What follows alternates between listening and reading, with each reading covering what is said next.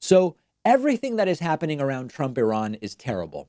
There is the possibility of learning something from this, though, and I want to take this opportunity because there are lots of people in my audience who may be too young to remember the march to war with Iraq in March of 2003 and in 2002 leading up to the eventual invasion of Iraq in 2003. This was one of the first big political events in my life. So we had 9/11 in 2001, and I remember that. And then I remember following and sort of processing what was going on. And eventually we got to the lead up to and the eventual invasion of Iraq in 2003 during the George W. Bush administration. One of the characteristics of the lead up to the Iraq war was the propagandizing about imminent threats from Saddam Hussein. Saddam was linked to the 9/11 attacks. Of course, that wasn't true. The reality at the time, we later found out, was that the war in Iraq had already been agreed upon. In a sense, it had been pointed to as a target a decade earlier when George H.W. Bush didn't get done what he wanted to get done in Iraq. And then it was just a matter of manufacturing enough public consent to go ahead and do it. And with 9/11 and with Colin Powell and Condi Rice citing bogus intelligence and saying, we've got to go, it's an imminent threat, it's time to do it, they were ultimately able to manufacture enough consent to go and do it. We are seeing a very, very similar propaganda campaign now around Iran with some key differences. Let's talk about the differences. Number one, Trump is not George W. Bush. Without romanticizing George W. Bush, because he was a disaster, Donald Trump is much more unhinged than Bush in terms of Bush at least felt the need to fabricate a bogus case for going into Iraq. Donald Trump doesn't really seem to feel the need to do that. And you will see that by virtue of how thin the justification they're giving is. Another important difference between Iran 2020 and Iraq 2003 is that the media today is not what it was in 2003. Fox News was around in 2003. I think in 96, Fox News started. But in 2003, Fox News was not what it is now. The social media echo chambers that further manufacture consent were nothing in 2003 compared to what they are today. So let's dig into this. The case that the White House is making for why it made sense to, without authorization from Congress, which Donald Trump claimed when Barack Obama was president, was necessary for this type of military action, without even communicating with congressional leaders, without even communicating with our European allies, Donald Trump says he urgently had to go in and assassinate Qassim Soleimani because he was imminently planning attacks against American forces and diplomats in the Middle East. No evidence has been presented. So again, difference from 2003.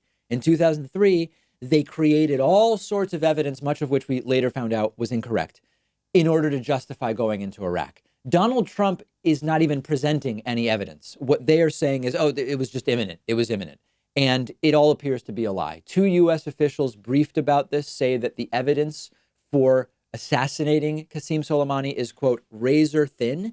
That's diplomatic speak for there is no real evidence. We've just created a speculative case based on some isolated and irrelevant facts. And we know what those facts are. According to reporter Rukmini Kalamaki, the so-called evidence was, number one, Soleimani's pattern of travel. Number two, Soleimani's request to visit the supreme leader of Iran to get approval for an operation, which could be anything. And number three, Soleimani's allegedly more belligerent position towards American interests in Iraq. This is not evidence of imminent attacks.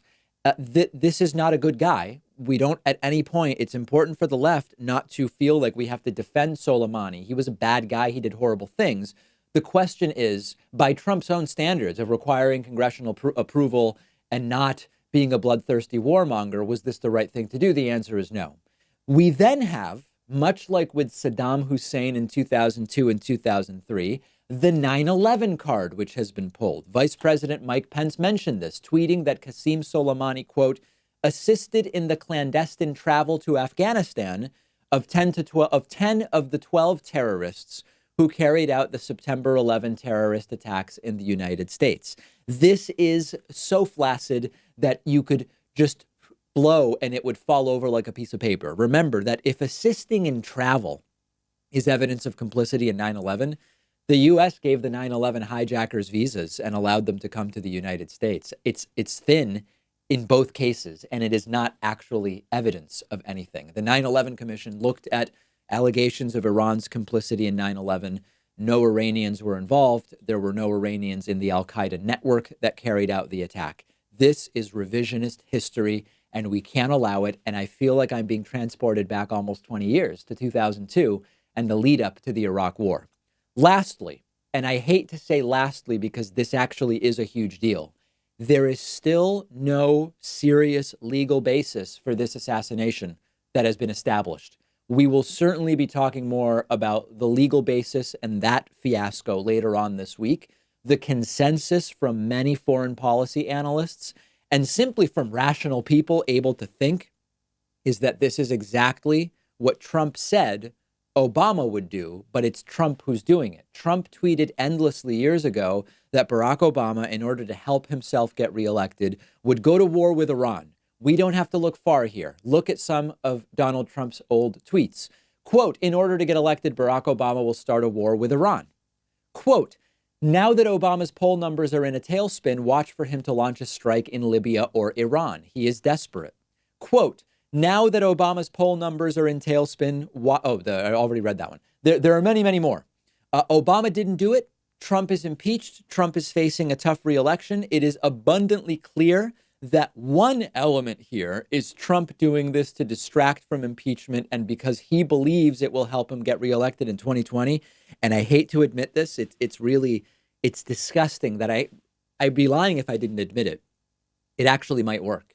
If you have seen how quickly most Republican senators and almost all Trumpists have fallen in line and said, hey, listen, this was a bad guy. Trump is big and strong. He went and he got him. He's sending the message that you cannot do this. You cannot attack American interests or people or assets overseas or anywhere. They are falling in line, much like many of the we will be greeted as liberators crowd fell in line behind the Iraq propaganda of Colin Powell and Donald Rumsfeld and Dick Cheney and, of course, George W. Bush in 2002 and 2003. This might actually work and get Donald Trump reelected just 10 months from today. We're going to keep talking about this, but in the meantime, let me know what you think. I'm on Twitter at @DPakman. The show is on Twitter at David Pakman Show.